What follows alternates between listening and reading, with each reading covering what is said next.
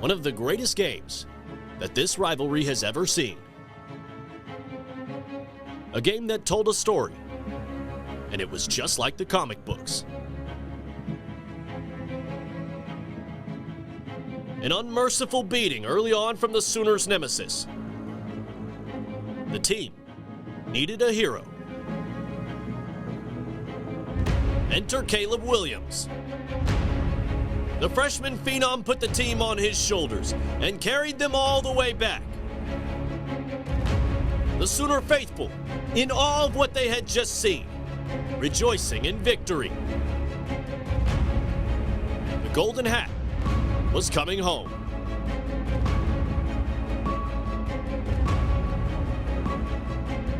But now the questions have overcome this team, taking matters behind closed doors. The tweets, the stories, the rumors. Everyone wants to know. Have they found their answer? Is this the offense we expected to see? Is this what OU fans had hoped for? Is this the team that brings glory back to Norman? When the Crimson and Cream are 6-0 but still need a spark, who will it be? An Oklahoma team looking for a hero. A TCU team looking for an upset. Today we find out what's really going on behind the scenes. A look behind the curtain at what OU could be for the second half of this season. Are you ready? It's the Oklahoma Sooners and the TCU Horned Frogs. And this is Game Day U.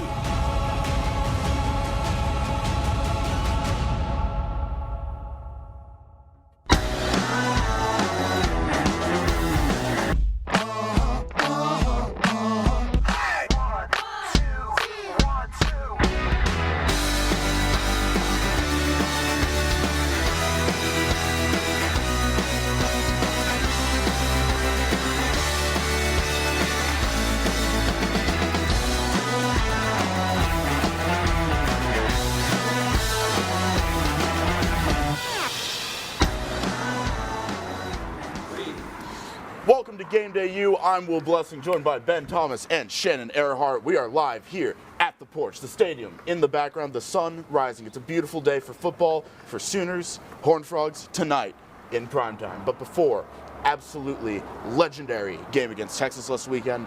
We'll get into it, but first, let's hear what Coach Lincoln Riley had to say about the game. You know, just probably our attitude reminded me a lot of the halftime down in Waco a few years ago, where we weren't playing well, but we were poised, and I think we all felt like our confidence didn't change, and it didn't get rocked by the fact that we didn't play well early. Team we're playing made some plays against us early, and we hung in there, and I think. All right, so now that we've heard what Coach Riley had to say, Ben, what is your biggest takeaway from My biggest takeaway, obviously, is Kennedy Brooks needs to continue to get the ball. I've said it the last 2 weeks, and I'm going to say it again. This man has been electric, and this offense is running on full cylinders now that they have been able to establish the run game. Yes, we got caught up in the Caleb Williams stuff, but he, by far, MVP from that game. 25 attempts for 217 yards, and 8.7 average per attempt, and 2 touchdowns, including that awesome walk-off one at the end. But here's the crazy stat that blows my mind. He had the second most yards last week in college football with 217. His yards after contact, he gets hit, keeps running, was 4th in college football with 177 yards. This guy is electric. He's a 2-time 1,000-yard rusher, as like I've always said. He's able to continue, drive his legs, keep them moving, and be able to really get this offense going. This offense definitely needs the running game established, and then hopefully with Caleb Williams, if he plays, if he starts, you have that dual threat option now, which opens up even more for Kennedy Brooks and Caleb Williams as well. So KB, keep feeding him the rock, because he has been the MVP so far in these last 3 weeks, definitely. Oh, absolutely impressive performance by Kennedy Brooks. Oh my God, it was awesome. My kind of ties into this. I'm going, there's way more communication. There's way better communication with this team. You saw it as soon as Caleb Williams got in there. He's talking to the line. He's talking to the players. He's working with the team. A big pitfall that this team has had is just not being on the same page with everybody. You've got receivers running the wrong routes just because they're not sure. You have the line just having errors, establishing a pocket, allowing the run game to go. This team locked down on communication against Texas, and that allowed Kennedy Brooks to go off. That allowed Caleb Williams to have so much time in the pocket. You look at this. This offense is firing on all cylinders. Why? Because they're talking to each other, and that is key. Even when they mess up, you see Jeremiah Hall misses a catch. Caleb Williams runs up to him, goes, hey man, it's fine. Let's do it again. Next play, Hall goes off, massive catch. Communication. You know, I absolutely agree with you. I think that's also due to the chemistry on the team. I think they've definitely established that chemistry, and it's definitely a lot easier for that team. But what my takeaway was is that OU did not play as a first-half team. They played as a second-half team. They did. These last few games that we've seen OU play, they've definitely been a first-half team, but a switch flipped, and obviously it's OU Texas, and they always play in the fourth quarter, and that's what they did.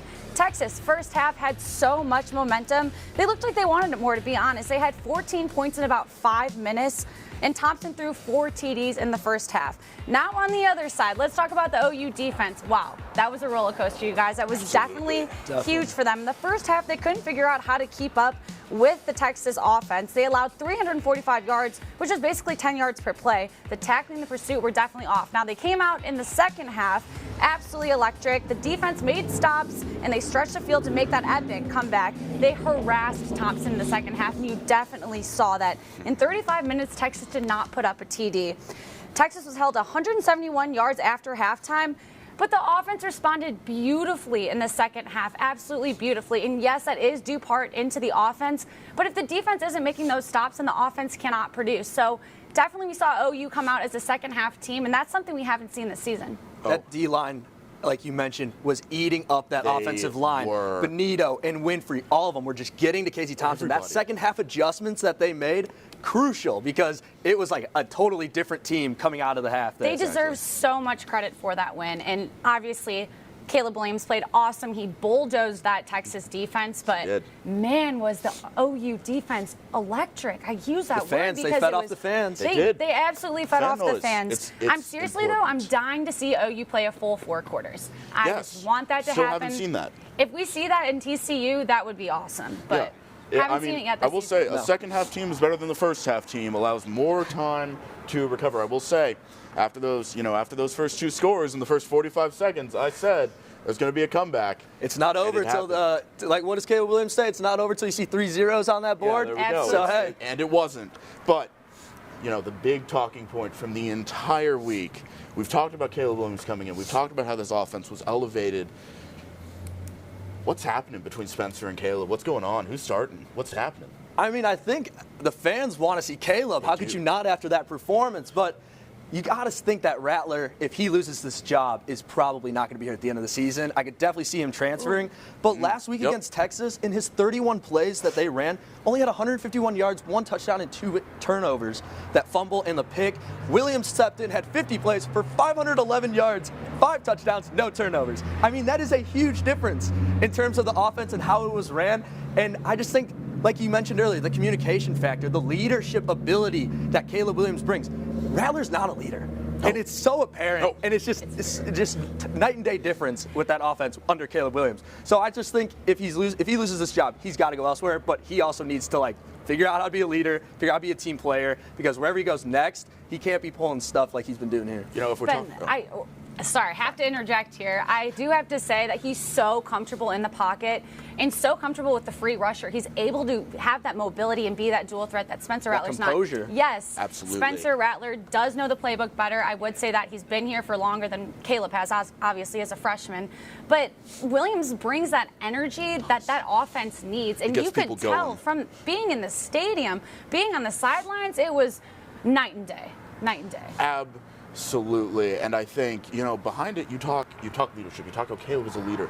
That's evident in the way that the offensive line produced as soon as Williams was in. It was the same group of 5 guys that really, have kind of struggled throughout the season to really, mesh together and actually perform well as a solid line.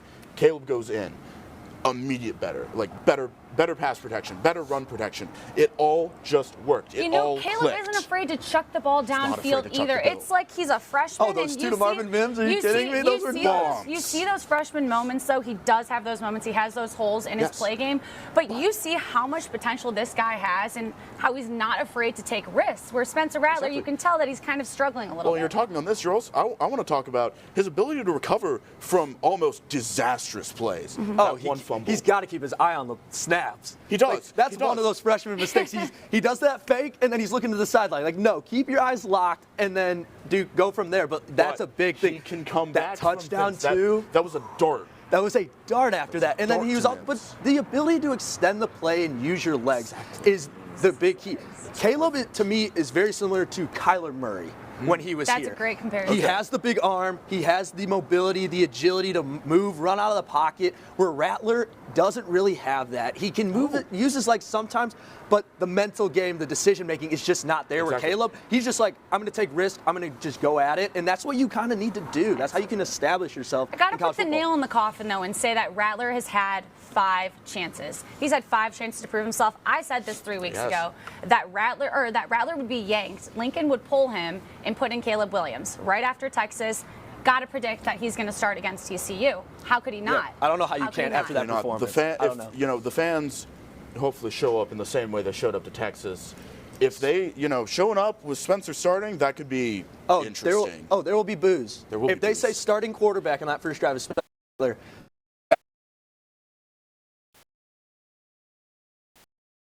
I'm home games where there's booing. But if you get Caleb Williams in there, that place is going to be rocking. It's going to be electric. It's going to be so much fun. That's why I think you got to go with Caleb, at least for the first drive. I'm so anxious, guys. I want to go watch him. I just want to go watch him play. I'm so excited. Well, all right, and we will. Yes. And we've talked about Oklahoma. We're going to keep talking about Oklahoma. When we come back, can anybody stop Oklahoma?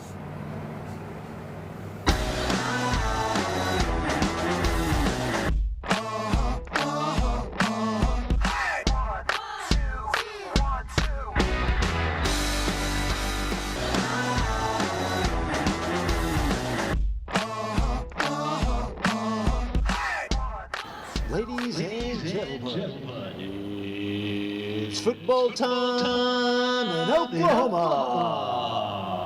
And then, of course, it's football time in Oklahoma. I started that back in 1999, and we used to have a real clunky beginning. We would start off by just, good afternoon, ladies and gentlemen, and welcome to Mayfield. And so I thought we could start off with it's football time in Oklahoma, and it took off. The voice Sooner fans know and love. This is the man behind it all. This is what is coming out of right here. Football is king in Oklahoma, and Jim Miller has the best stage of them all. Oh, goodness. Just being part of the whole pageantry and the color of the event. It's a huge event here in Norman, and I've been part of it for 34 years now, and I love it. I love game day, and it's just exciting to be here and be part of something so big. Beyond being known for his legendary voice, Miller has not missed a single home game in his 34-year career. Good health, knock on wood, and I won't miss it. I just won't miss it. If I was sick, I'd just be sick and announce the game. So it's just it's an honor and a privilege, and I don't ever take it for granted, and I just don't miss. And through his 34-year career, Jim Miller has not only seen amazing OU games, but amazing OU athletes. I think the best game that I ever announced was the 2000 Nebraska game here. So they come in ranked number 1. I think we're number 3 at the time. and we beat them, and we had not been very good before that for quite a while. The crowd stormed the field. It's the last time the crowd ever stormed the field at OU and tore the goalpost down on both sides, and we catapult to #1 of the country, and game day was here, and it was electric, and it was a spectacular event. There's been so many great players. One of my favorite players has got to be Baker Mayfield. I mean, he was a 3-time All-American, 3-time Heisman Trophy finalist, a Heisman Trophy winner. He was gutsy, he was tough, he was a great leader, and we were so good when he was here. So he has to be one of my all-time favorite players. And Miller knows he has one of the best seats in the house. I'm the voice that you hear when you come to the stadium, and the voice that you hear around the stadium if you're out tailgating. And I take it serious, and I want to do a good job. I come and I prepare as much as possible, and I just I want to do as good as I want to do a great job and represent the university as best as I can, and it's just a privilege to be able to do it. Stand Sooner. Kaylee Tinglestad, GameDayU. Welcome back to Game Day U. Now we've talked about Oklahoma. Let's talk about the rest of the Big 12. Baylor having a very impressive start to the season. They're unranked currently. Should they be ranked? Yes, they definitely should be ranked. They are 5-1. I don't understand how they aren't ranked so far this year. They have been really good in terms of the Big 12 teams this year, and one of the best ones. They have wins over ranked Iowa State, who was obviously ranked that week, not anymore, but still, and only a 10-point loss to OSU, who is undefeated. So I mean, the most points they've given up is 29. We know they're a defensively sound team. They've given up the second least points in the Big 12. They're averaging the third most in the Big 12, so they can contend with any of these teams in the Big 12. And I think in college football as well. Now they have a test against number 19 BYU this week. I think it'll be a really tough test for them. But if they can pull out the win, I don't see why they wouldn't be ranked. Like, it just blows my mind that they're not so far this year. Jerry Bohannon has been lights out on this offense. A team that we really wouldn't expect the offense to be really well. He has been all cylinders go. And Dave Aranda, I think, is one of the better coaches in the Big 12, especially for defense. And so I see this team last year wasn't really that good. They're improving this year. I think they're only going to get better. And I think recruiting, obviously, they'll get better. But this is a big test this week against BYU. But I think they can pull out the win. And I think then they'll move to 6-1. And they definitely will be ranked then after that. But I don't know why they're not so far. Come on, 5-1? Are you kidding me? There's better. You can't tell me there's better teams. There are better teams. See, okay, you make good points. Texas at 25? You make good points with Dave Aranda. Dave Aranda is a solid coach, and it is great to see him doing well in Waco, but they shouldn't be ranked. What? Come on. No. We're talking. And why? Their strength of schedule.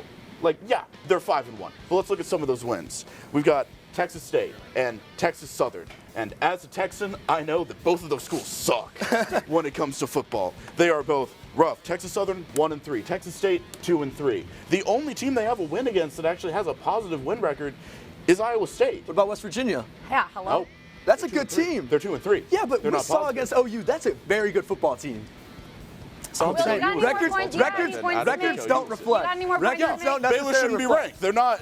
Maybe if they win BYU, yeah, that's fine. But since then, no. Pen drop, too. Wow. Okay. I agree with that 100%. They're a dual threat team in the run and pass game. You touched on Jerry Bohannon. That guy has been 66% for accuracy in his passes with over 1,300 passing yards. Let me remind you that Baylor has not had an interception the entire year. They're one of 2 FBS teams. The other one, Ole Miss.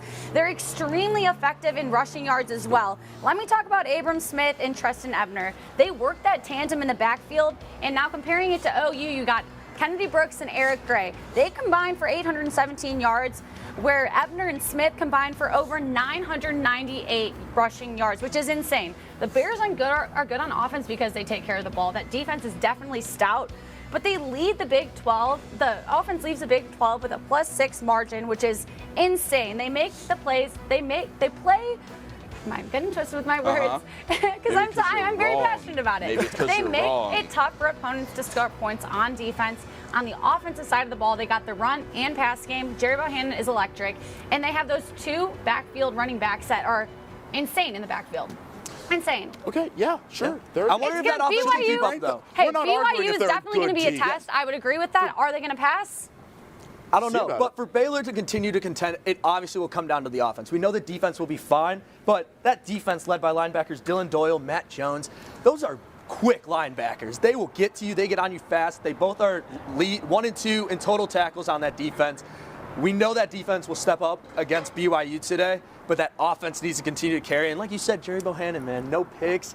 I really hope he continues it because he's been a very pleasant surprise, and I think a lot of people are surprised by his kind of play that he's been showing out this year. He's so effective. He's led this team to over 1,300 yards on the ground. I think it'll be a very tough matchup for OU when they play them in I was just November. about to say On the that, road, yeah. on the road. The last time they played Baylor at home, Yeah, it was an at awesome Baylor, game. it was a fantastic game. But Second best comeback I've ever seen. exactly, but Now. that proves that Baylor can beat that OU team, and I think this team can contend. I think that defense can contend, at least hold the offense. Obviously, we won't see it. We will see how that offense is under Caleb now, but it should be really But interesting. I think the- this team is one of the better teams in the Big 12 right now. But the offense for Baylor definitely carries that defense, 100%. Oh, yeah. The defense is, they're fine, but it's the offense. Well, It's right now it completely- is, but later on in the year we'll see how that trends. Okay. I'm just saying. Sure. All right. Fine. Fair- You got fair me. points, though. Baylor's a good team. We'll see how they play against BYU. Let's move on. Let's move back here to Oklahoma.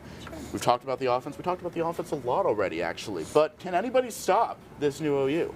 No, not at all. There's nobody that can stop this new OU offense. They stormed back from 38-20 against ranked Texas in one of the biggest games of the year, in one of the craziest atmospheres where anything can happen. And honestly, anything did happen against Everything Texas happened. last week. Caleb Williams, like I said earlier, stepping in this offense, having that dual threat option just opens up so many possibilities, so many schemes for Lincoln Riley to run. And it opens up that running game as well. When Williams stepped in that second half against Texas, he led the Sooners to 7 scoring drives, 3 field goals, 4 touchdowns, way more efficient than Spencer Rattler was. And that's something that I just pointed out. The efficiency of that offense was dynamic. They were scoring almost every single drive. They were scoring at will. They were moving the ball down the field.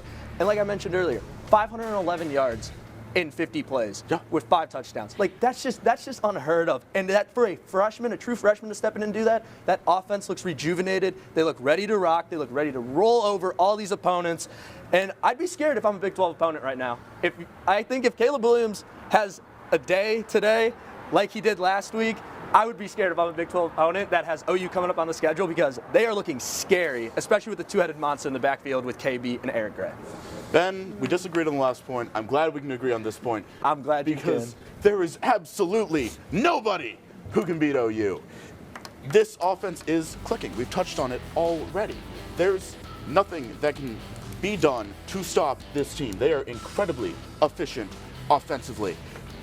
With Caleb Williams, it's a whole new game that defenses will have to adjust to, and that's going to take a while. I think that if this offense continues to click, if Williams gets the start, if Williams continues to perform, this is going to be an OU team like we're used to seeing. We haven't seen the, explosive OU offense up until last week. Now we're seeing it. Now we're going to keep seeing it. And there is nothing that can be done to stop them. Hey, Will, what I really want to tell you is that you say if. Yeah, it's not confirmed.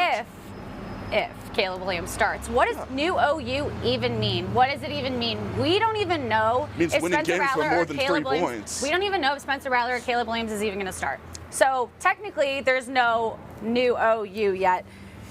The quarterback controversy is causing trouble in paradise. Everybody knows this. Yes. We have all witnessed it this entire week. And if Lincoln Riley doesn't confirm who his starting quarterback is going to be, he's going to lose one of them, whether it's Rattler or Williams. They're both great, but no matter who's under center, they still have to play all 4 quarters. If they don't, it's not going to be great. The O-line. Let's talk about the O-line. talk about the Oklahoma's O-line let's go. has not Come on. consistently opened big holes in the backfield. Doesn't matter if it's Rattler or Williams. They're inconsistent, inexperienced, and the mental focus just isn't even there. What the O-line needs to do is establish a pocket and keep that pocket open for the quarterback. Beatenbaugh even said that his line is not where they should be at this point in the season. Tyrese Robinson is seriously the only plug that I've seen for the O-line, and the rest of them just aren't there. There's 5 players, there's 1 standing out, and that's about it. They still have to play Baylor. We just touched on it. They still have to play Baylor and Oklahoma State. Both great teams. Will OU produce? OU has been, as you said, a two-headed monster in the backfield with Kennedy Brooks and Eric Gray. But that backfield is their only weapon that they have. We need to see. Whoa. Hold on. We need to see Williams or Rattler produce with those two guys. And Williams did have mistakes. You see him as a freshman quarterback. He makes those freshman mistakes. Rattler knows the playbook better. He's had his time. He's had 5 games. We talked about that. He's obviously not the better quarterback of the two. But it's the O-line that needs to, I've got to harp on it because it's the O-line that needs to produce and needs to protect their quarterback. Because if they don't, they're going to get beat.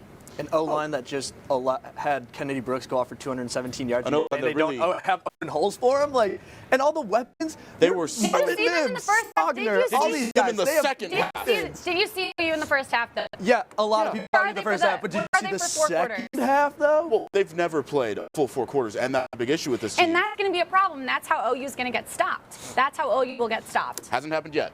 It's not going to happen. That's what I'm saying. Predict in the future. I'm just telling you right now, they will be stopped. They're going to go 11-1. Who? Telling you right now. Who's beating OU. them? Who's beating them? Oklahoma State. I know how you feel about them. I don't know right. about that. Yeah, we know how you feel. Big about OSU them. fan over there. You're just going to have to wait till Thanksgiving. All right, we'll see. It'll be a fun game, though, Thanksgiving. It will be. But, okay. okay, let's zoom I'm giving out. up. Let's look at the total Big 12. Let's look at individual players. Who's going to be the highest drafted Big 12 player? Good Well, for question. me, I'm going to year. stay right here at home and go Perrion Winfrey, Big 8. I mean, that guy is if he's not the #1 best defender on this team, he is 100% top 3 for the Sooners. Some of the mock drafts have him going as high as 16, but I see him more as like a 20 to 31, kind of your mid to later first round pick. But if you're an NFL team, you are getting a guy who is quick, agile, and can put pressure on any opposing quarterback. He's able to eat up offensive linemen. And he is just dominant, and especially on a deep D line that the OU has. This guy is a leader, and he is one of the best, and he is the reason why the D line is one of the best in college football. From last season, he had half a sack. He's already at 4.5 sacks so far this year, and 17 total tackles this season. Last year, only had 14. You're seeing that improvement, and hey, he's an Illinois boy like myself, like Shannon, so obviously I got to root for him. But just like Nick Bonito, Perrion Winfrey makes a huge impact on this defense. We saw that last week as well. He was able to attack Casey Thompson, get right to him, force the offensive line to really focus on him, which then also allowed other guys like IT, Bonito to eat. I think the size and speed that he brings, he's a big guy. That is a Perrion big Winfrey's guy. He is so dirty. good. He would be an big dude. immediate plug-and-play guy in the NFL, no matter what team he goes to, and he is definitely a first-rounder in my eyes, and I don't see why he wouldn't be the #1 Big 12 guy off the board, because this guy, like you said, is a beast, and he just eats up O-line. For how big he is, standing next to him, and I'm looking up like this, and he's about this big. Big like dude, big plays. He's scary. 6'4", He's 292. He's quick. Yeah. He's What? quick. He's I know. quick. For that He is. size, too. Like I said, 6'4", 292 pounds. And that man moves like he's got the speed and Just- agility like a running back. That guy is fast. He's electric. I'm going to say he's running just back. a I'd say more like a dynamic- tight end type of vibes. Okay, But tight end. But Okay, hey, sure. that Big 8, man, he's the best. He's a good dude. He's a good dude. He's a good player. I mean, I'm going to stay on kind of the same wavelength. We're going defense here. He's going to be a defensive player. But I'm going to take it to the other Oklahoma school. I'm going to go with Malcolm Rodriguez. We talked about him last week. He is a solid performer for the Cowboys. He actually leads the team in tackles, solo tackles. 54. Yeah, That's massive. that's massive. That's one of the best college football. Exactly. He is a solid performer. He's a small guy. He's 5'11". He's no 6'4" big Perrion Winfrey, but he can move. He's fast. He can be anywhere on the field, coming off the edge, coming from the middle, going anywhere. He can fit into any defensive scheme. I think any NFL team would be happy to have him.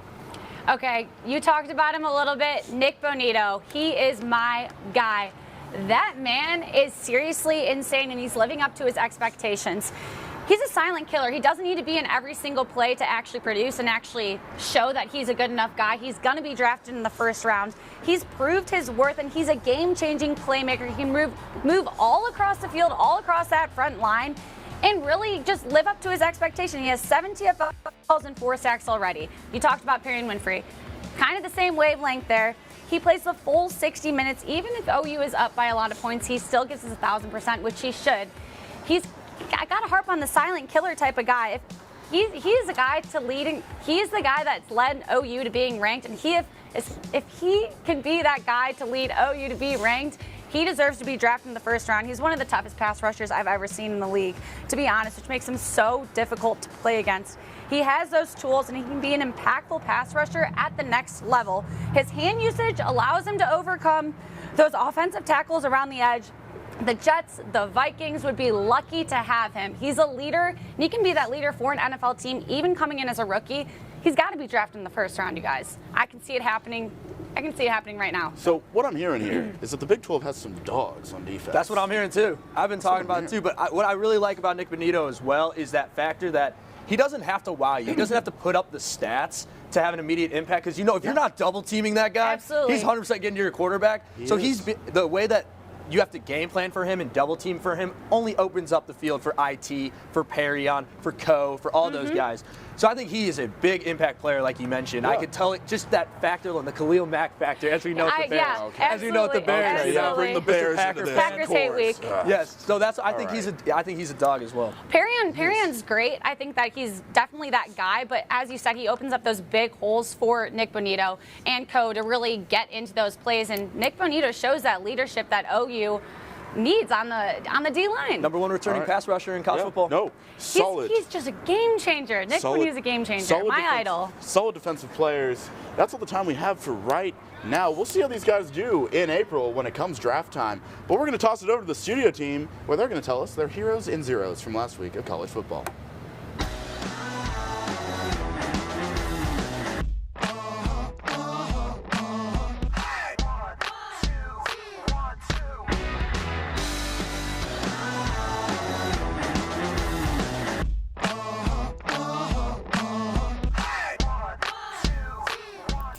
Welcome back to Game Day U, the award-winning student-produced pregame show at the University of Oklahoma.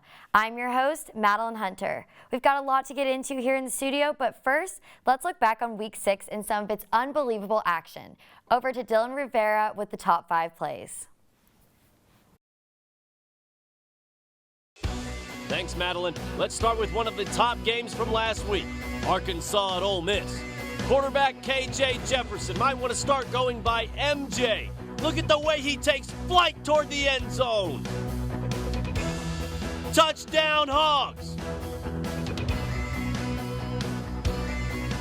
He jumps from the 5-yard line and lands on the goal line. That's a 15-foot leap.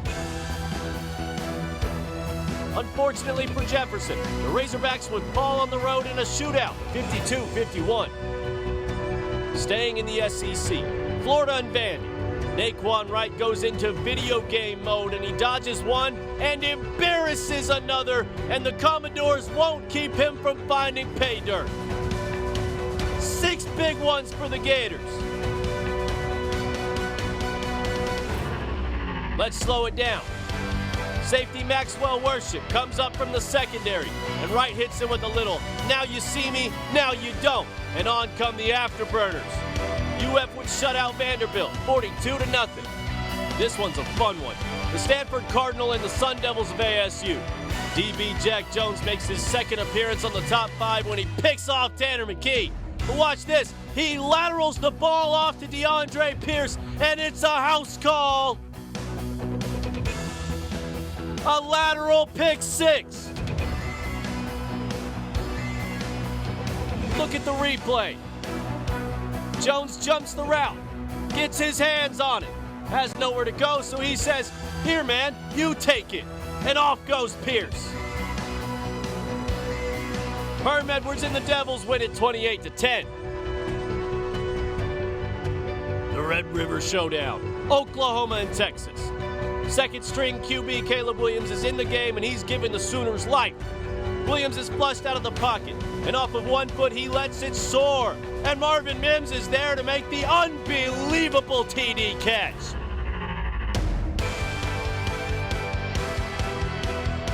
The 50-50 ball works in OU's favor, and Mims' insane body control keeps it in bounds.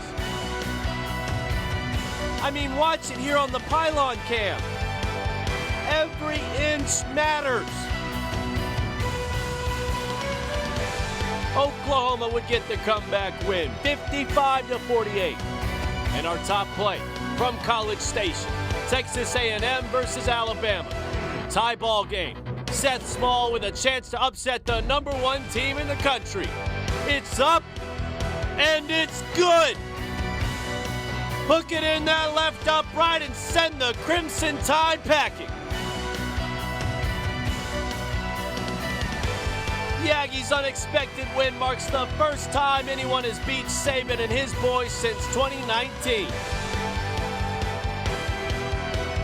That's 5 plays. And with that, I'll send it back over to Madeline. Dylan. Here with me today are our analysts, Sol Meyer, Ashley Vandevelde, and Colton Soley. Sorry, are y'all ready to talk some college football today? Absolutely. So ready. Fired up. From walk-off field goals to tight finishes, last Saturday was one for the books. Who are y'all's heroes for Week 6?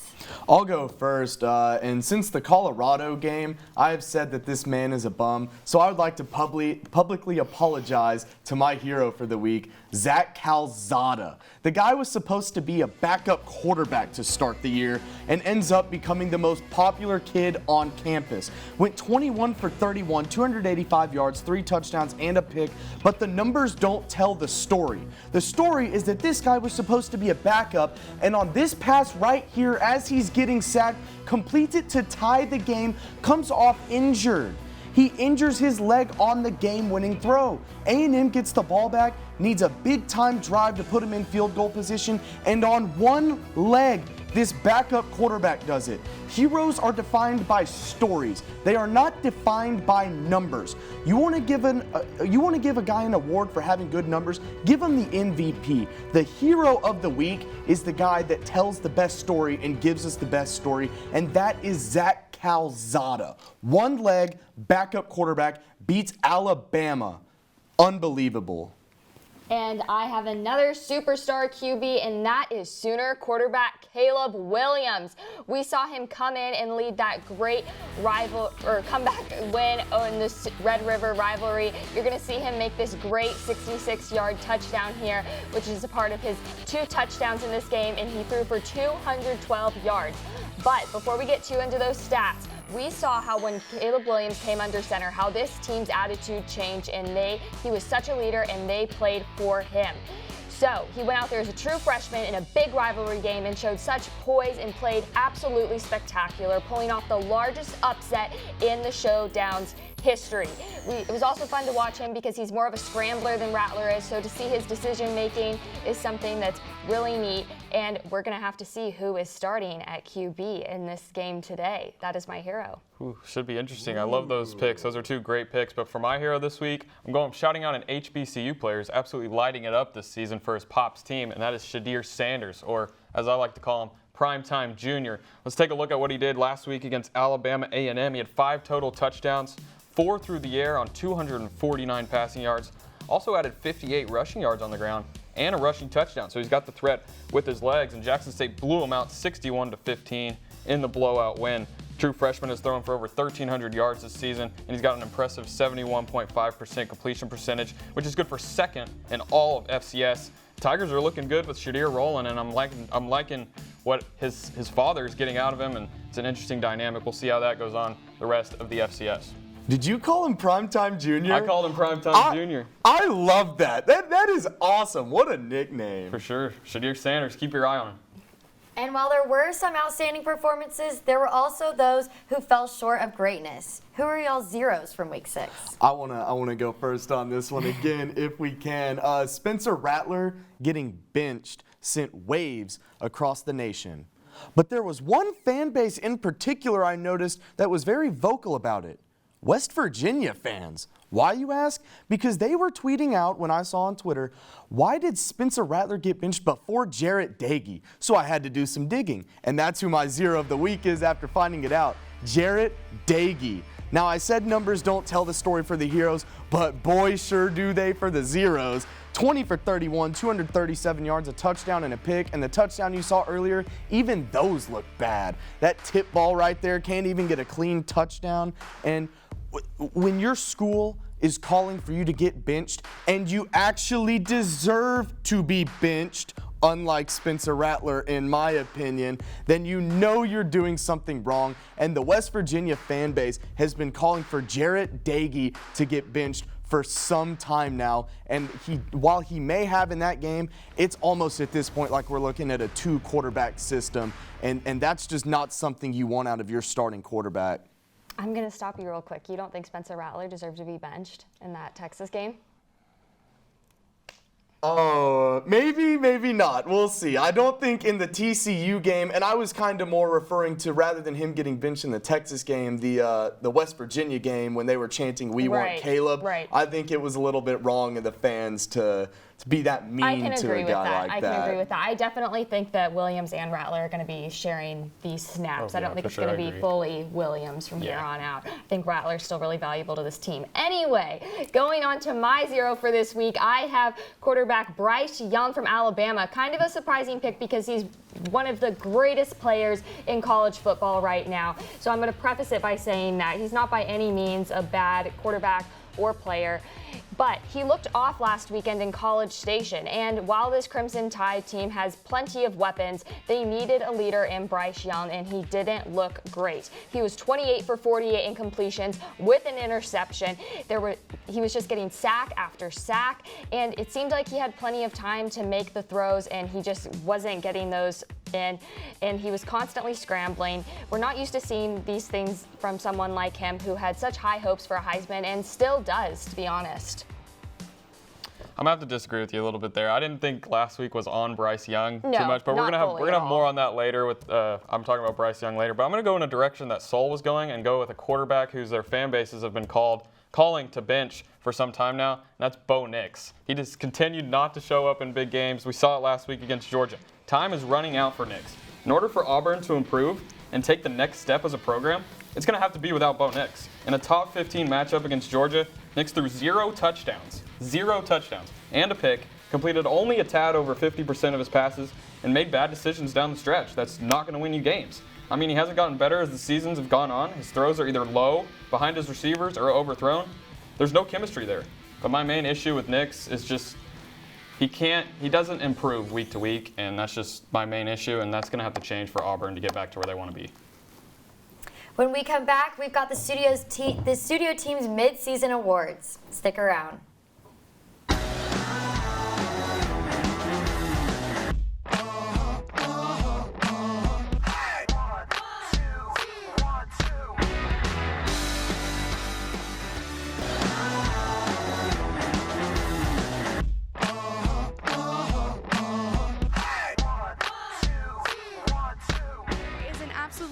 Electric place to be Saturdays in the fall, and that's thanks to many reasons. 2 of those more notable reasons being OU mascots Boomer and Sooner.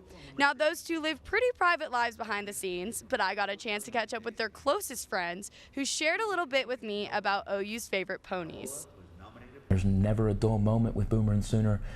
Being friends with them gets you into a lot of great, sporting events. Like, Boomer and Sooner, they go to football, which we have some of the best football in the nation. We have, in my personal opinion, the best softball in the nation, some great basketball to watch here at the University of Oklahoma, plenty of other sports. Hyro and Baylor say that being a part of Pony Patrol was an easy decision for them. Getting to hang out with Boomer and Sooner all day is almost like a childhood dream come true. The reason why I wanted to be a part of Pony Patrol and help Boomer and Sooner was, I think, they were a big part of my childhood, because I remember playing NCAA and having mascot mode, and as a young Sooner fan, I was just already driven to choose him all the time. More times than not, when you think of Boomer and Sooner, you think of football. But these 2 are working all year, making appearances at other sporting events as well as in the community. I just feel like the experience has been just a huge blessing, just because I feel like a part of something. Just being with Boomer and Sooner and going to all those athletic events, going to those community service events, going to those assemblies or elementary schools. I really feel like when we're there for a good reason. It's to leave a good impact.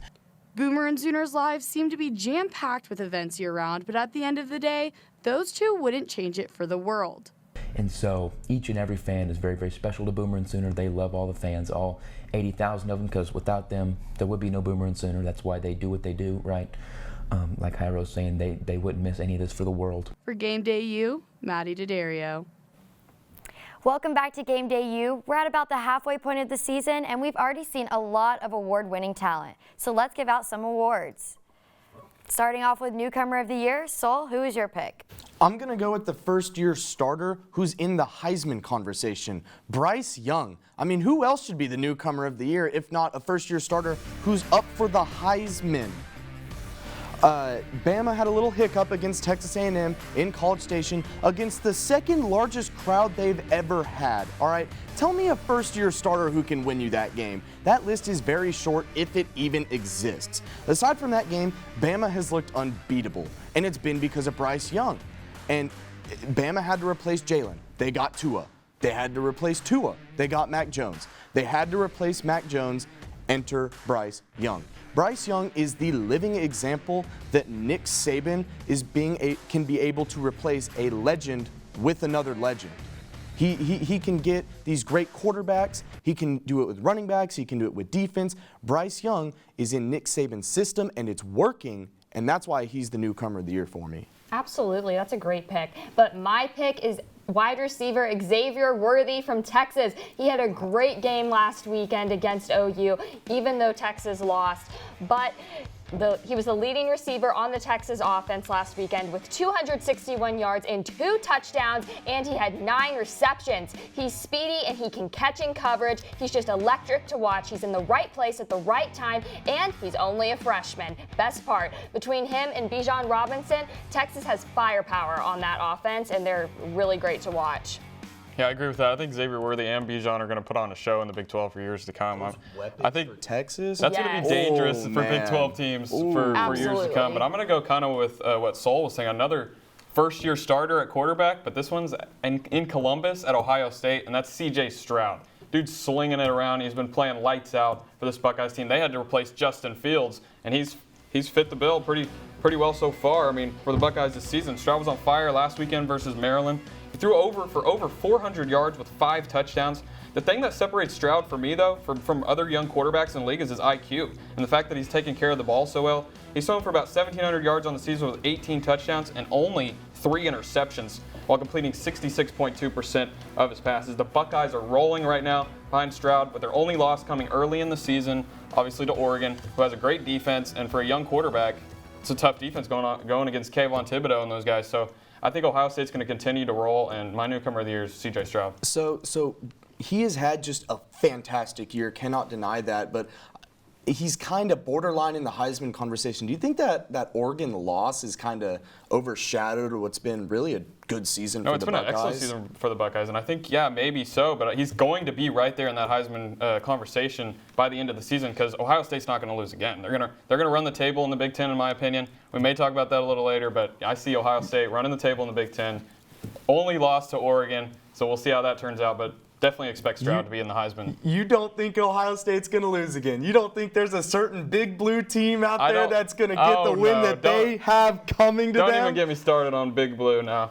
Ohio State owns the Big Ten until further notice. Either way, I think it's going to be really fun to watch Michigan or Ohio State play Iowa in the Big Ten championship. Yeah, it's definitely going to be fun. Now, there have been a lot of defensive dominant teams in college football this season. Who do you want for Defensive Player of the Year? I'll take Jalen Foster, DB out of South Carolina. I mean, just looked amazing this year. I'm going to call him a turnover machine because that's exactly what he is. He's tied for 8th in the country in forced fumbles with 2. What's most impressive about him, he also leads the country in interceptions, at least tied for first with 4. The Gamecocks are 3-3. And I'm going to tell you right now, it is not because of their quarterback play. It is because of the defense and the leader of that defense, Jalen Foster. That defense revolves around him, and the team revolves around the defense. And the only flaw I have really seen in Georgia this year has been throwing 2 picks against South Carolina. Jalen Foster had both of them. He's the reason that if Georgia has a little blemish on what's right now a perfect season, it's Jalen Foster. Now, I am very high on this Georgia defense, so I'm almost surprised with myself that my Defensive Player of the Year is not from the Bulldogs. But I am picking Kyle Hamilton, safety at Notre Dame. Now, there has not been a safety that has gone in the top 10 in the draft since 2017. But word is Kyle Hamilton is about to break the dry spell. He has had 32 tackles and 3 interceptions on the season. You can see Hamilton turns on the gas, he makes powerful tackles, and he gets in there. No other safety is as talented and similar to him, fun to watch in college football, and for those reasons, he is my Defensive Player of the Year. I like that, and I'm pretty sure on all those draft big boards, they got Kyle Hamilton Yes, too. they absolutely do. Oh, man. Stud. He's great to watch. Both of y'all's points are excellent. South Carolina knows how to develop DBs. We've seen some go in the draft last couple of years, and then Kyle Hamilton's a stud. Like you said, he's atop all the mock drafts.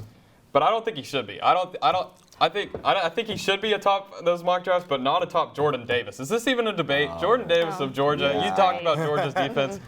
Not only is he the best player on the best defense in college football, he may be the best player in the nation. He doesn't have the stats. The stats don't jump off the page, but like you were talking about earlier with stats don't always tell the story. He's the best player on the best defensive line, on the best defense in the country, best team. He reminds me of another player on the defensive line who wears number 99 and plays on Sundays. You know who that is. That's Big Aaron Donald. So I expect to see Jayden Davis play on Sundays, and as you just saw in those highlights, Jayden Davis he's a stud. All right, now let's take it to the sideline. There have been some coaches to surpass expectations and some not so much. So far this season, who is college football's best coach? Okay, well, there are 4 teams from the Big Ten ranked in the top 10 right now. You know who's on top? Iowa. Iowa.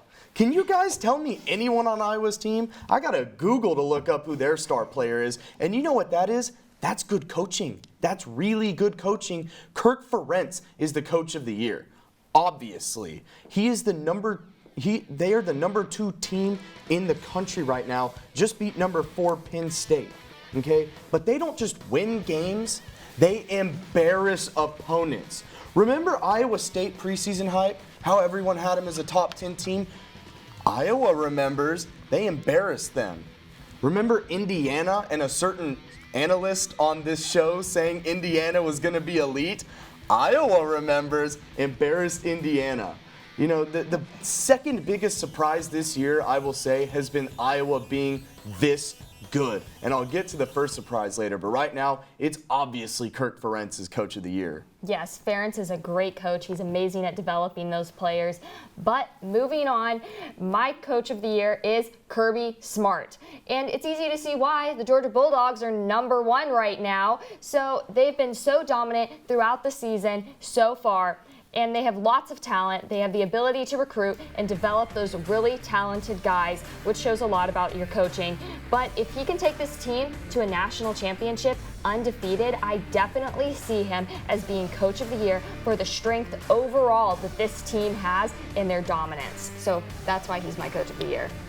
In the words of Lee Corso, good pick, good pick. Georgia's the best team in the nation, but for me, it's Mark Stoops. And it's got to be Mark Stoops. It's crazy to me how year after year we kind of take advantage of Mark Stoops at Kentucky. What he's done with that program has just been incredible. The last 2 weeks, Stoops has had his team ready to play, and they physically dominated both Florida and LSU, who are 2 of the most talented teams in the country, year in and year out. On 247 Sports' college team talent rankings, LSU and Florida were ranked 5 and 7 respectively, with a combined 12 5-stars and 93 4-stars. Kentucky's got 21 4-stars on their entire roster. Mark Stoops continues to get more out of his players every single year. And let's remember, we're talking about Kentucky football at 6-0 in the SEC, not basketball. And that's all Mark Stoops, and I think he's my Coach of the Year. Is Kentucky a football school now? Would you say that? I wouldn't go as far as to say that, but Mark Stoops has got them on the path to he's had them on the path, to definitely being really good. Yeah, for sure. All right, moving on to the most prestigious award of them all. I know y'all are excited for this one, the Heisman. Spencer Rattler started the season as front runner for the Heisman, but I'm not seeing him as any of y'all's picks. So who you got? Yeah, I don't think it's Spencer either. Remember when I said that Iowa was the second biggest surprise this year? If you're wondering what the first was, it's Michigan State. Michigan State was picked to be at the bottom of the barrel, and now they're a top 10 team and undefeated. You know why? Kenneth Walker, my Heisman pick, Kenneth Walker. ESPN released earlier this week their midseason All-Americans. Kenneth Walker, running back 1. He was the top running back on that list. Leads the country in rushing yards with 913. Third in rushing TDs with 9. But what I like about that, 0 fumbles. Does not turn the ball over. And numbers are cool. And Walker's got some cool numbers.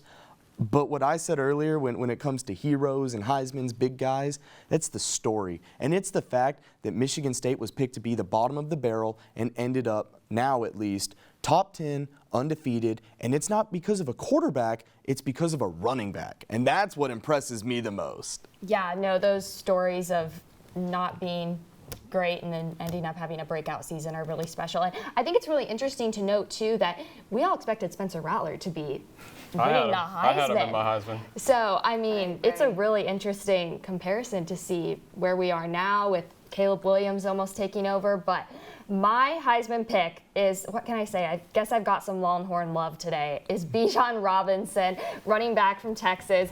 I don't see a lot of really difficult competition in this Heisman race right now. He's the, like I said, Spencer Rattler was probably the most highly touted Heisman candidate, but Robinson has that strength of a running back, but he's also so quick. He's able to dodge those defenders with such speed, and the numbers he puts up, nearly 800 rushing yards this season so far and 8 touchdowns. So he's really got that Heisman caliber player. So for those reasons, he's my I like those Heisman picks, but the reason that Michigan State and those Big Ten teams are still undefeated is because they haven't played Ohio State yet. But we'll see when they play Ohio State. At the end of the season, another guy that I think is going to be there in the Heisman conversation is Bryce Young. We've talked about him. Alabama's going to continue to win games, and most of the times Heisman winners are quarterbacks on good winning football teams. I think he and Bama are just going to roll after that loss to A&M. He's also got the stats with a near 70% completion percentage, 1,700 yards, 20 touchdowns, just 3 picks. I also don't think he necessarily played badly against the Aggies. He didn't have much time to throw the ball, which doesn't help a young quarterback, and Alabama's going to win the games to keep him in the Heisman conversation throughout the year. So I'm going with Bryce Young. Can you win a Heisman with a loss like that, though? What do you guys think? I think you can. RG3 won a Heisman and Baylor didn't go undefeated. Yeah, exactly. And if you've got the numbers, we've seen Baker Mayfield won the Heisman with 1 loss. Kyler Murray won the Heisman with 1 loss. Baker Mayfield's Heisman came with a loss to Iowa State at home. So I think it can happen. I just don't know if we've seen that dominance from Bryce Young yet I don't to think win we've the seen, Heisman with a loss. I don't think we've seen the dominance from any players. I think this is wide open. True, I agree. When Game Day U returns, we'll toss it back to the porch. Stick around.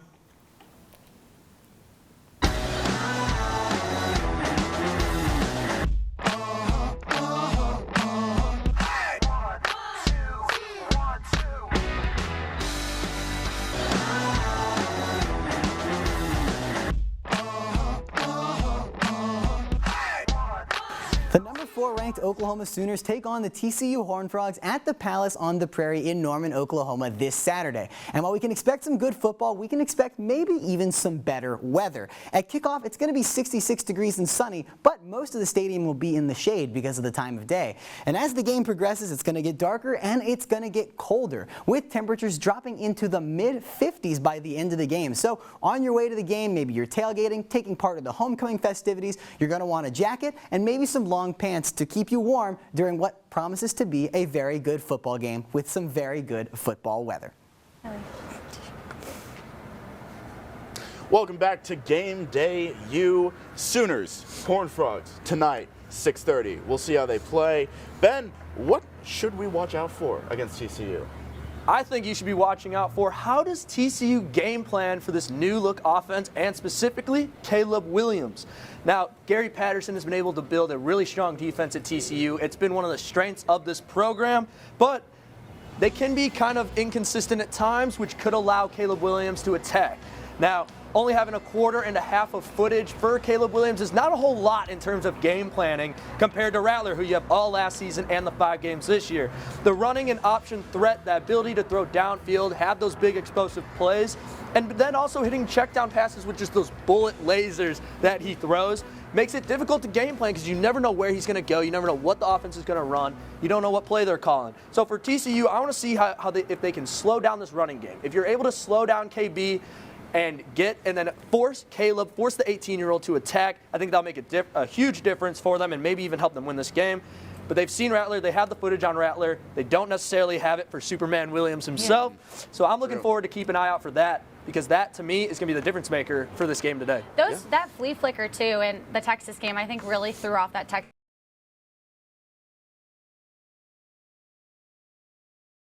More like that, I think it'd be really interesting. I love seeing those trick plays. Keep them coming, Lincoln. Keep them coming. It's very interesting, and it's interesting you talk about the run game. Shutting down OU's run game. I'm going to talk about TCU's run game because Zach Evans carries that entire team. Oh man! The key to shutting down TCU is shutting down the run game. This dude was a 5-star. He has almost 600 yards on the season. He's got 5 touchdowns. He's averaging almost 8 yards per carry, and he's just a leader on this offense. He's what gets TCU to score. Their passing game is still solid, but it's nowhere near as powerful as their run game. Now, if you shut him down, it's going to be an easy win for Oklahoma. Now, an interesting point in this, he's actually questionable for this game. So it may have just gotten a little bit easier for the Sooners. Definitely. I mean, OU has been able to shut down the run. They were able to shut down Deuce. They have. They were able to kind of limit Bijan a little bit, enough, but enough. They were able to limit him enough. Exactly. And so I think they could definitely do it against Zach Evans. Well, you definitely saw those stops with the linebackers as well, but I kind of want to switch gears and say that the secondary for OU is definitely going to be tested. They're going to pay for those mistakes if they leave the middle of the field wide open. What they need to do is seal the perimeter and really shut down that run game, you said, but also the throw game. They need to watch out for Max Duggan's deep ball because he's accurate with those outside players, and the secondary needs to pin those down and play tight coverage. When the secondary can go 3 and out for OU, that gives so much more time for the offense to produce, it's exactly what OU needs. They need to shut down Quentin Johnson and Carter Ware, definitely big guys to watch out for in this game for sure. Woody Washington, supposedly he's supposed to be back, and I think that's what really has been lacking for the OU's defense and for the secondary. So I really think that OU needs to shut down in the secondary, or shut down the run game and the passing game, because they have that dual threat type of quarterback. Yeah, and I mean, Gary Patterson, solid head coach. Very interested to see how he plans. But, interesting you talk about the DBs. I'll have a little bit more to say about that, but let's get into calling out some players. Ben, who are you calling out? Well, I'm not calling out a player. I'm calling out our coach, Lincoln Riley. I decided to call him out because after last week, I think you have to make the right decision here, man. You got to go with Caleb Williams. You know what to do. That offense, your offense is better suited for Caleb Williams, and that dual threat option opens up, like I said, the passing game. The offensive line looked better. The receivers were making plays, big time catches, and you are able to keep that defense guessing constantly with this OU offense. Booze will rain down if Rattler is starting, and I think nobody wants that. So, Lincoln, you got to go with the right call here. I think he knows it. If you put in Rattler, you're just trying to, in my eyes, baby him, and because that's his boy, that was his first guy. You put in Caleb, you want to win football games. That's the difference maker. You know, win football games, Lincoln. Something interesting that I heard at the press conference is that Lincoln Riley has said, kind of talking about Spencer Rattler here, Lincoln Riley has said that they named Spencer Rattler as a captain as a redshirt sophomore junior, which is something that he has not seen in the 4 years that he's been here. So, but did the team name him captain? I think that Lincoln Riley for sure favors Spencer Rattler, but he has a tough decision to make here with Williams or Rattler. I think if you want to win football games, you got to go with Caleb at this point. Hands down. Absolutely, but we'll see. I want to switch it over to the defensive side. I'm calling out Jayden Davis. Shannon talked about, the secondary. The secondary has been a major issue for this defense. The defensive line, awesome. The secondary, not quite so awesome. I would not say that it's been awful. It's been pretty bad. When they're fully healthy, they're good. When they're fully healthy. The injuries have hurt them, and some people need to step up, specifically Jayden Davis. Dude, you got burnt the entire game against Texas. Got to step up. If Woody Washington's back, that's a big add-in for this secondary. Get them back up to that level that they need to be playing at. But for now, you got to step up. Okay, I'm calling out the other Jadon Haselwood. Where have you been? You've been in the shadows. He needs to emerge from the shadows. Marvin Mims has stepped up. It's going to be Marvin Mims, Mario Williams, Michael Woods, Jadon Haselwood. All 4 of them are key players for the perimeter, for OU. And what Jadon Haselwood needs to do is separate himself and prove that he's worth it. He's had some big plays, but he's also had major missed opportunities for OU that have had big impact on the team. He's been in the end zone twice against Texas where he missed those catches. Partly, yes, Rattler was not too accurate on that one in the first half. The second half, he missed. It went right through his hands. Oh, Caleb put that. You could not throw a better pass. Right through his hands. That quick out route back shoulder one, that was a perfect pass, and it went right through his hands. Hazel, make yourself available, please. I need to see you stand out against TCU. Catch the ball. He's been quiet, but he has been contributing. On that last Brooks run to seal the game, he was blocking. He helped hold that hole. He has been so great. He's had a He's little been bit. great blocking for Marvin Mims and Mario Williams. He should be making catches. But as a wide receiver, exactly. You shouldn't be blocking. Cool, you can block, but you got to catch the ball. That's your number one job. All right. Catch the ball. So, now that we've talked about these players, let's see how they'll step up. But Ben, what's your score prediction for tonight? My score prediction is 42-24 OU. I think Caleb Williams will step in there, continue where he left off, where this offense left off, and they're going to dominate against this TCU defense. Granted, a very good defense, but I think this offense is electric. All cylinders go right now. They have so many different options to run. So I got 42-24, and look to see KB, my boy KB, have another big-time game today as well. Okay, I'm going 49-27 OU. Similar route. This is the OU offense that's clicking. They're back to scoring high numbers. This isn't going to be a game separated by 3 points. This is going to be a game that is decided early. And they've got to keep it going. This is the tune-up for the offense. This is how they get it clicking. This is how the rest of the season lays out. You guys are shooting a little high. I got to say 35-17. Gary Patterson's defense has been great the past 2 years. This year, they're lacking guys on the edge. They're still strong, but they're lacking guys on the edge, and that's going to be key for OU to blast this defense. OU to blast TCU's defense. Kennedy Brooks, Eric Gray, you kind of touched on it. They're going to bulldoze through that defense, run all over them, and run up the score. But Lincoln Riley, I got to call you out a little bit, too, just like Ben did. Let the boys run free. Come on, let the boys run free. Feeding KB the rock. That's what I'm saying. Give it to KB, but also utilize those guys on the perimeter as well. This is absolutely necessary. Like Michael Woods. I don't think it's going to be a super high-scoring game. You know my predictions are not very good. I'm not going to say I only want a touchdown higher. Down higher. We're not that far apart here. Absolutely. This is the turn season. This is the halfway point. This is where things got to start picking up. Can you believe that we're already halfway through? I cannot believe it. I know, it's been crazy. And it's been such a roller coaster of a year as well. Absolutely. Just like the defense. Roller coaster. They just got to keep everything in front of them. Exactly. Keep them in front. But hey, Worthy was really good. Jayden Davis was, I think any cornerback was going to get burned with Worthy last week. Absolutely. But Jayden Davis definitely needs to play better. And McCutcheon. Don't forget about Latrell. Love Latrell, but he's got to play better. Latrell had some big plays last game, though. Definitely great in the. He did.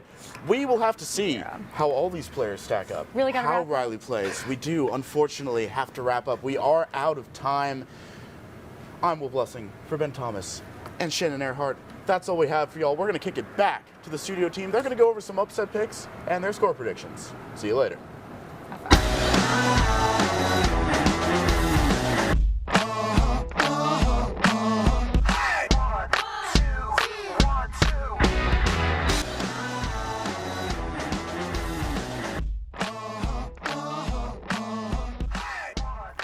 Welcome back to the studio. We're gearing up for another great week of college football, and it's time to talk matchups.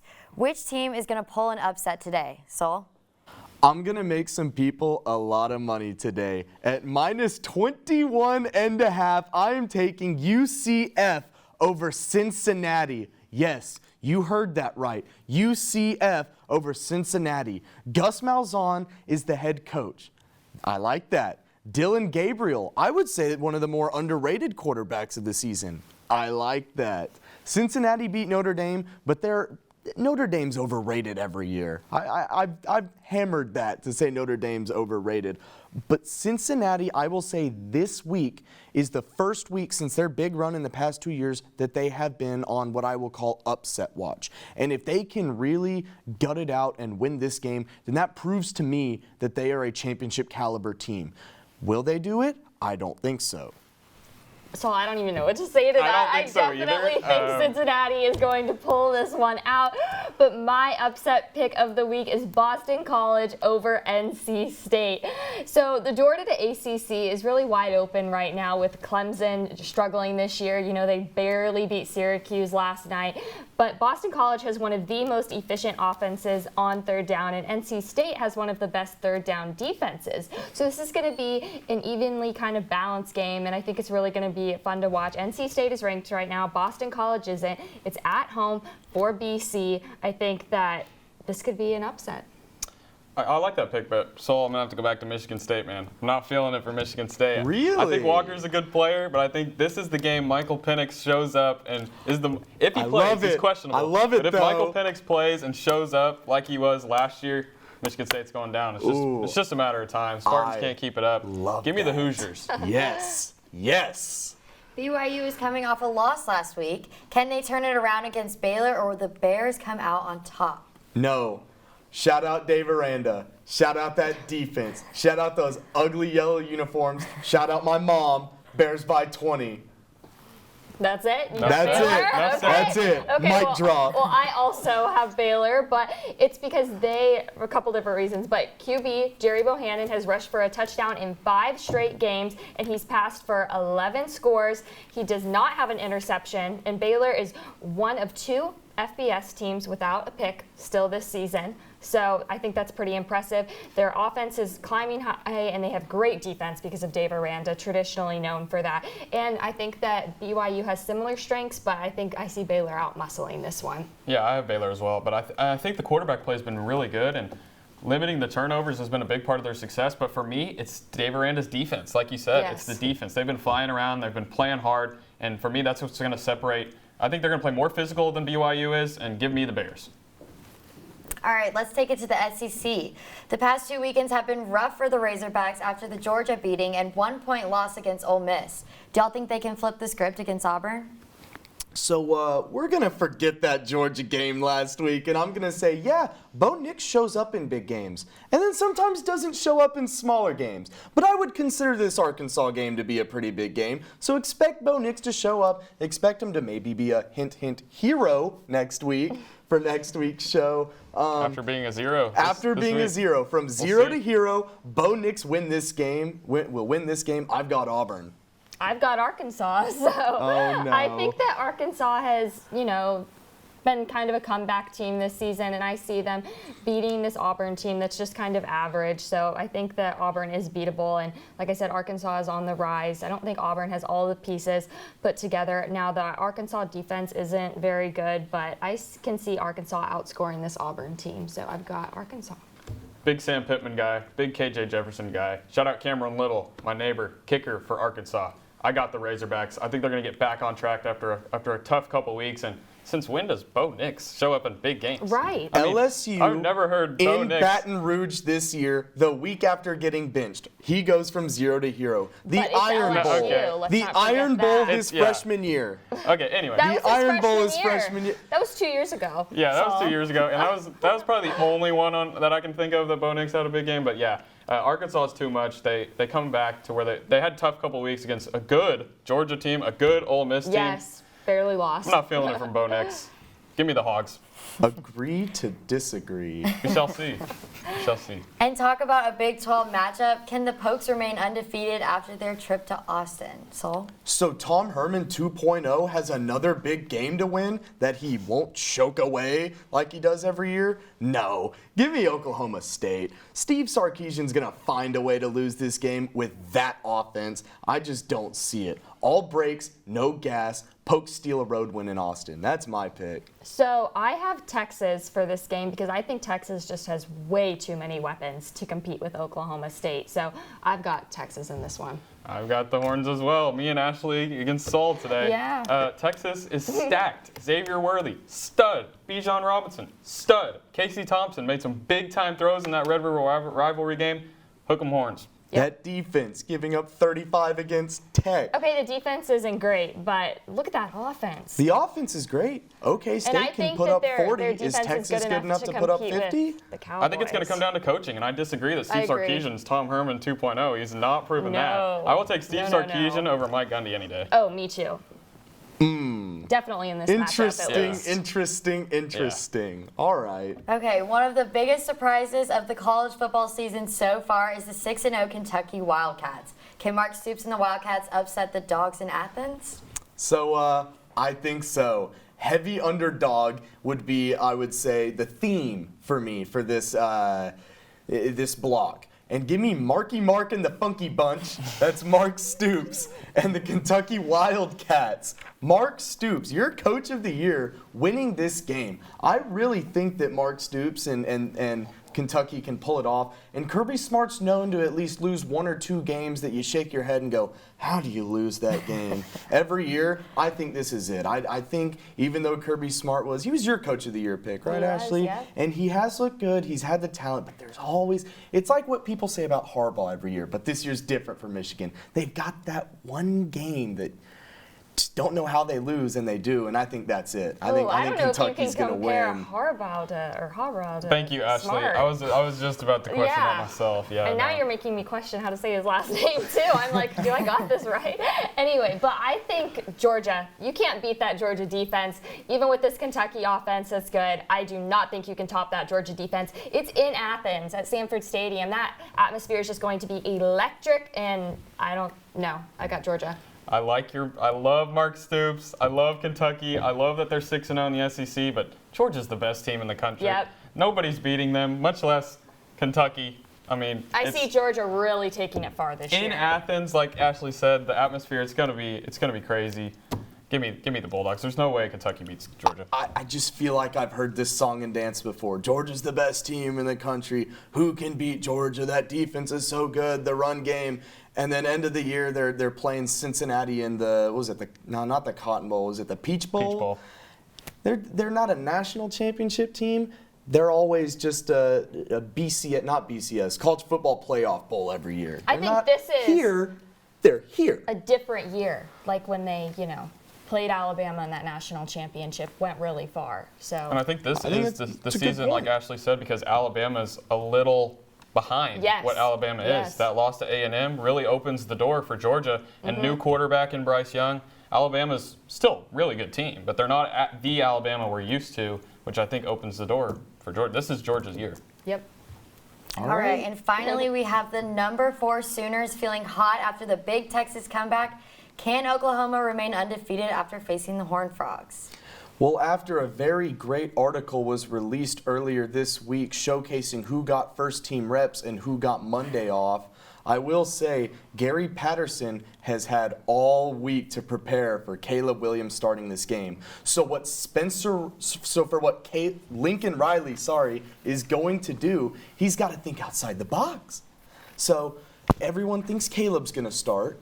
He might throw in Spencer there. And what have we seen when Spencer has started games? They go down 3 touchdowns early. Got to have Caleb Superman to come save the day. The only thing is, Gary Patterson will not blow a 3-touchdown lead. Gary Patterson goes up 3 touchdowns. That is not his style to lose that game. I actually have TCU winning this, and I think if Spencer Rattler starts, I've got it 41-35 TCU. That run game, Zach Evans, I know they said he was questionable coming in, elite. Against Texas, they each ran for, I think, over 150 yards. Zach Evans and the other guy, just absolutely dominant run game, a great defense. I've got TCU winning this. Wow, well, I've got OU, and we've talked about it throughout the show, but I don't think you can put Caleb Williams in as starting. You're going to get a huge reaction of negativity if you do that. So I definitely think you have to put. Did I say you can't put You Caleb said Williams? Caleb. I think you were talking about Spencer. I meant Spencer. We all Sorry, know what you're talking about. You have to put Caleb Williams in, I think, to start for sure. And let's say TCU does get up 3 touchdowns. They also don't have that great defense that they've traditionally had that's pretty good to, be able to hold off an Oklahoma offense. So. But when you go big like that and you're on offense, what do? You run the ball, run out the clock. Who in the Big 12 is running better than TCU right now? Oh, you had a pretty good run game last year. I would say Kennedy Brooks. Or last week. I would say Breece Hall. Anyway, I'm once again going with Ashley. Going with the Sooners. I think Caleb Williams does get the start, and I think the Sooners roll. They've got way more weapons than TCU does. Though I do love Gary Patterson. I think he's super underrated, and Zach Evans is a freak. But OU, too much for the Horned Frogs, and it may not be close. I don't know, man. I still think you guys have your, what was the term we've coined? The crimson glasses. I think you guys got your crimson glasses on. It's not all sunshine and rainbows here in Norman, in my opinion. Like Will least. Blessing said earlier, nobody can beat this OU team. All right, well, that's all we have time for on this week's episode of Game Day U. For Sol Meyer, Ashley Vandevelde, and Colton Soley, I'm Madeline Hunter. Be sure to follow Game Day U on Facebook, Twitter, and Instagram. Have a fun and safe game day, and we'll see you next week.